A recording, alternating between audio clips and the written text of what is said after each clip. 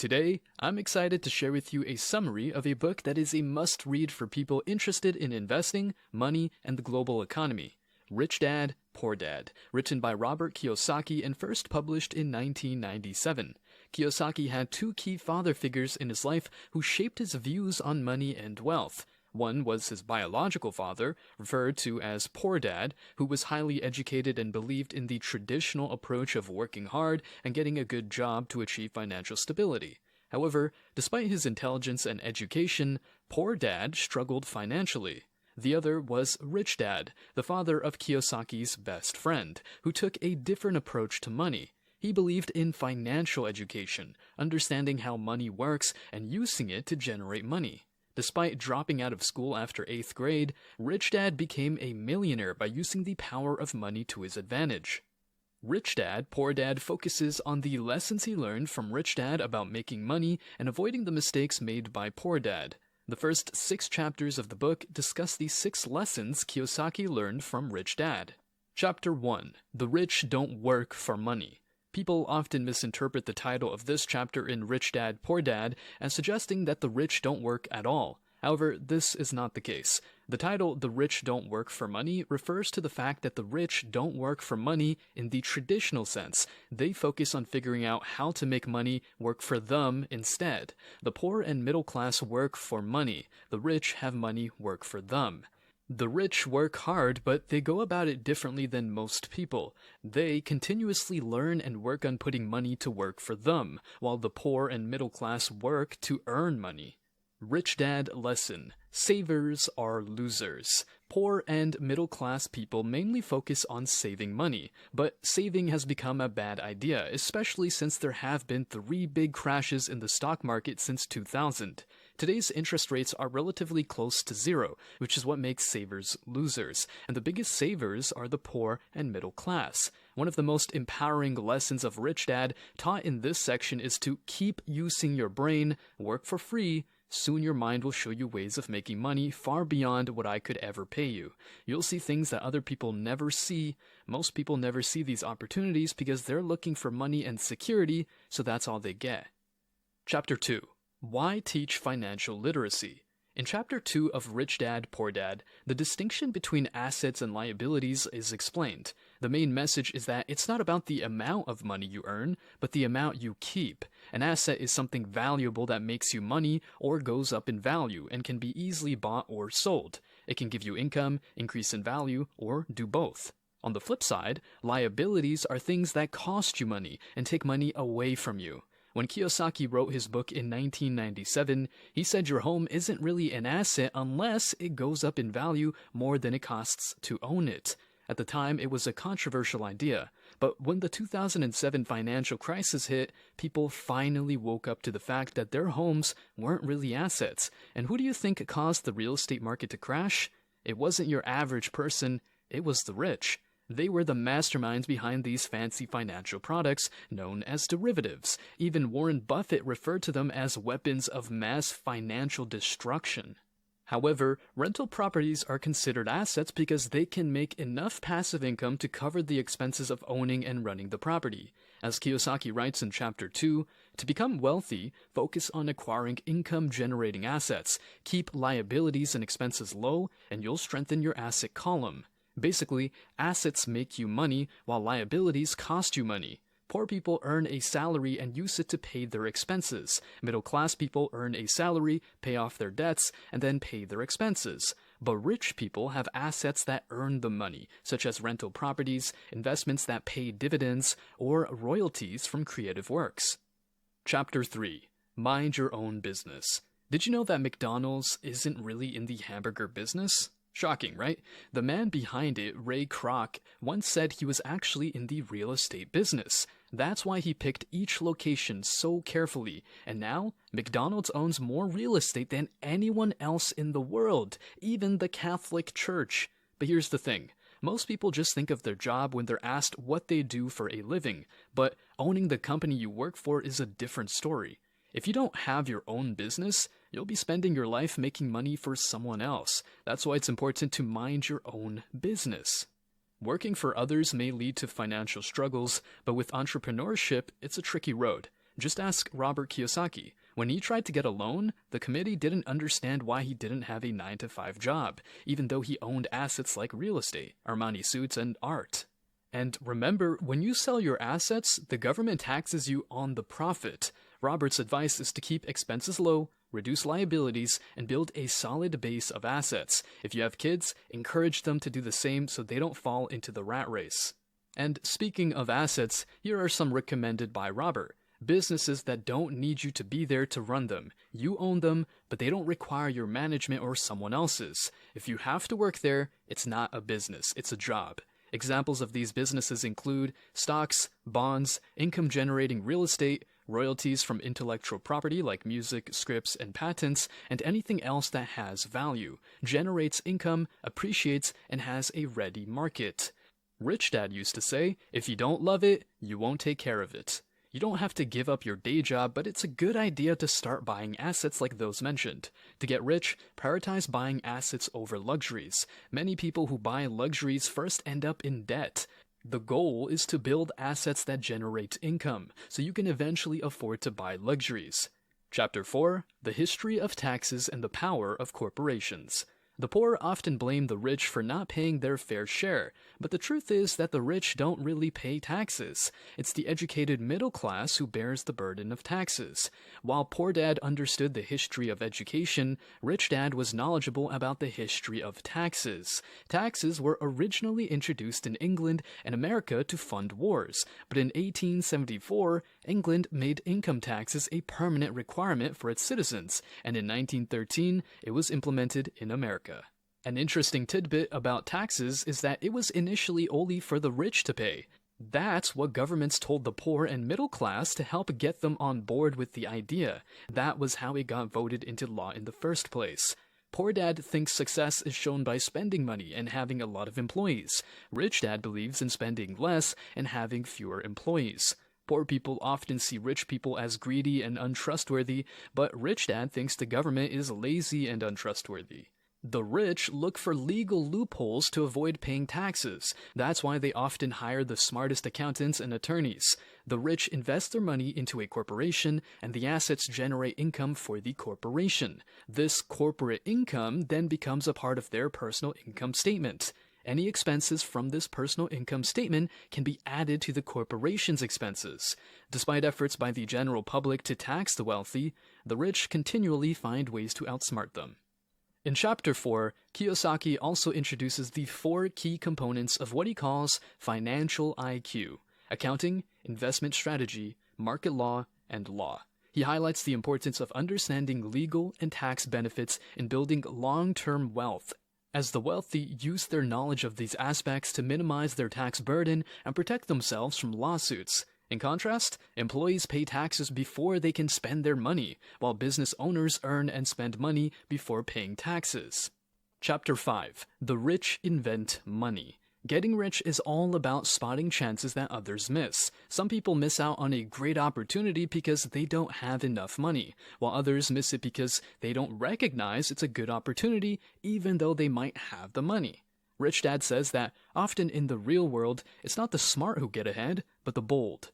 Inside all of us lives someone brave and someone who's fearful. But when we are too scared and doubt ourselves, we don't move forward. Brave people are the ones who make progress. Try to turn your fear into strength. By learning about finances and taking chances, you will have more choices in life. The typical approach is to work hard, save, and borrow, but it's better to focus on improving your financial knowledge so that you can make more money. The quickest way to get rich is to understand that money is not real. Having a well-trained mind is the most valuable asset you can have, as it can lead to great wealth. During the stock market crash, Robert Kiyosaki was short of cash, but he knew this was the moment to act. He decided to look for houses at the bankruptcy attorney's office, borrowed a $2,000 loan with a return of $200 from a friend so he could buy a $20,000 home that was worth about $75,000. He then ran an ad promoting the house for $60,000. It sold in a matter of minutes. Nowadays, saving is seen as a losing strategy because interest rates are low and banks charge you for keeping your money. So, in Chapter 5 of Rich Dad, Poor Dad, we dive into the 2 types of investors: Investors who delegate their money to a fund manager or developer and invest through investment packages such as buying stocks in an ETF or participating in a real estate crowdfunding venture. Professional investors who manage their own investments, research the market to find profitable deals, and then hire professionals to handle day-to-day operations. These investors have three common traits. They spot opportunities missed by others. They raise funds for investment. They collaborate with other savvy individuals. Chapter 6. Work to learn, don't work for money. Robert writes, job security meant everything to my educated dad. Learning meant everything to my rich dad. During an interview with a journalist, Robert Kiyosaki came to know that the journalist strived to become a best-selling author. He realized she was a great writer, and that told her she should pursue that. She said that she had tried, but no publisher was interested. Robert advised her to take a sales course to improve her self-promotion skills, but this suggestion unintentionally upset her journalist, causing her to become defensive. She replied, "I have a master's degree in English literature. Why would I go to school to learn to be a salesperson? I am a professional. I went to school to be trained in a profession, so I would not have to be a salesperson. I hate salespeople. All they want is money." Robert Kiyosaki kindly reminded her that he was a best-selling author, not necessarily the best writer. This statement only infuriated her more, and the interview ended. There are many smart and talented people in the world like doctors, lawyers, and dentists who still have money problems. But as a wise business expert said, they just need to learn one more skill to become rich. If the journalist had learned how to sell by working at an advertising company, she could have made a lot of money with her writing. Chapter 6 of Rich Dad, Poor Dad sheds light on the vital role of management skills in the success of a business, and the three critical components of successful management: cash flow management, systems management, and the people management. Rich Dad says, you want to know a little bit about a lot. In contrast to Poor Dad, who believed in job security and worked for money, Rich Dad became a millionaire by continuously learning and acquiring new skills. Kiyosaki writes, I recommend young people to seek work for what they will learn rather than just for the earnings. He highlights the importance of acquiring essential business skills, such as lending and managing people, before choosing a specific profession. Kiyosaki himself joined the Marines after college and learned valuable skills that helped him later in life, such as becoming one of the top 5 salespeople at Xerox. Chapter 7. Overcoming Obstacles. The lesson in this chapter is that the primary difference between a rich person and a poor person is how they manage fear. It talks about the main difference between a rich person and a poor person, the way they handle the fear of losing money. Not even the rich like losing money. No one does really. Rich Dad says some people are terrified of snakes. Some people are terrified of losing money. Both are phobias. That's why it was so crucial for Robert's rich dad to teach his 2 sons how to take risks at a young age. The younger you are, the easier it is to become rich. To become successful, you have to fail first. It's like when you first tried to ride a bike and fell down. Before people become wealthy, they often lose money. Many people are afraid of losing money and not getting it back, more than they are excited about becoming rich. Losers are defeated by loss. Winners are inspired by loss. You can still hate losing without being afraid of it. Don't let fear stop you from taking action. Don't listen to your friends and family when they say things like, "What makes you think you can do that? If it's such a good idea, how come someone else hasn't done it?" That will never work. You don't know what you're talking about. Chapter 8. Getting Started.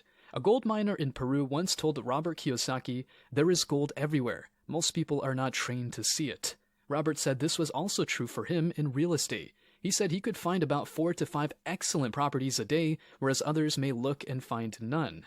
To awaken your financial genius and live a happier life in general, follow these 10 steps. 1. Find a reason greater than reality, the power of spirit.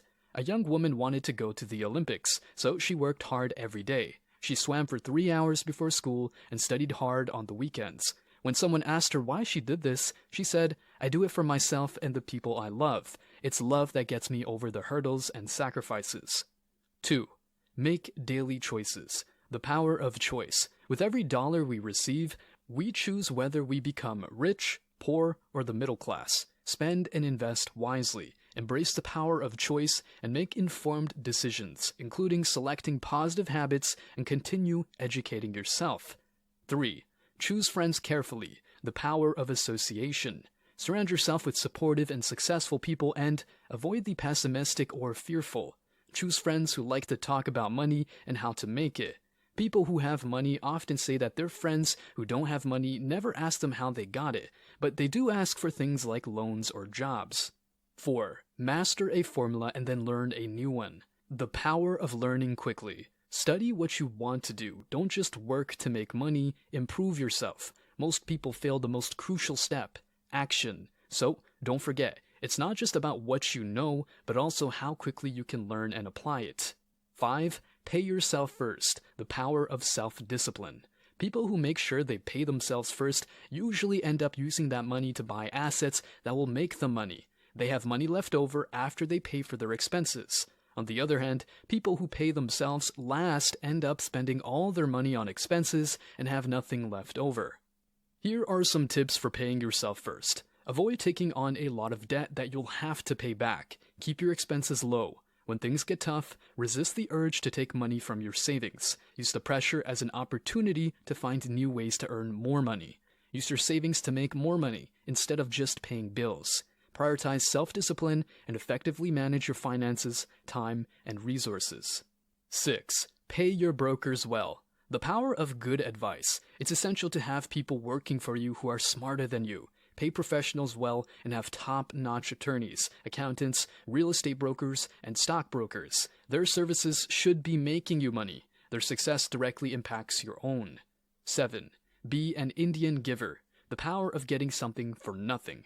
The sophisticated investor's first question is, how fast do I get my money back? They also want to know what they get for free, also called a piece of the action. That is why the ROI, or return on investment, is so important. Prioritize return on investment and seek to minimize the time required to recoup your initial funds. 8. Use assets to buy luxuries. The power of focus. Use earnings from your assets to buy luxuries and maintain self-discipline to ensure continued growth. 9. Choose heroes. The power of myth. Find a mentor to emulate and draw inspiration from their expertise. Robert Kiyosaki's heroes are Warren Buffett, Peter Lynch, George Soros, etc. When Robert Kiyosaki analyzes a deal, he tries to look at it the same way Warren Buffett would. This strategy helps him tap into raw genius. 10. Teach and you shall receive. The power of giving. Practice the principle of reciprocity, recognizing that in order to receive, one must first give. Robert's rich dad taught him to be charitable. His poor dad taught him to give away his time and knowledge, but not money. Chapter 9. Some to-dos. In the final chapter of Rich Dad, Poor Dad, Kiyosaki summarizes the key points of the book into a list of actionable steps you can take right now to improve your financial situation. Evaluate your current habits and make changes as needed. Explore new ideas and read how-to books with formulas on topics you want to learn more about. Seek out a mentor who has experience in the area you want to grow in and learn from them. Continuously educate yourself through classes, seminars, and reading. Make a lot of offers with backup options and keep trying until you get a positive response. Robert submits offers on multiple real estate properties that he wants. He leaves the deal up to the real estate agent, who is the expert, whereas he isn't. Spend time each month observing and analyzing changes in real estate markets to identify potential deals. Invest in your education to learn how, when, and where to invest. Think big and aim for more, as small thinkers don't get big opportunities. Look for larger investment opportunities rather than just what you can afford. Collaborate with others to negotiate bulk discounts. Study history to understand patterns and make informed decisions. Remember that taking action is better than doing nothing. The purpose of Rich Dad, Poor Dad is to inspire you to chart your own course toward financial independence. The book doesn't offer generic solutions, but instead offers a solid framework for creating your own wealth-building goals through real estate investing. Rich Dad, Poor Dad is not just a good book, but one with valuable lessons to offer. Just remember, wealth isn't just about the money in your bank account. It's also about the time and knowledge you share with others. So go out there and be a giving genius. And as always, Keep on reading, learning, and growing in every aspect of life. Thank you for watching.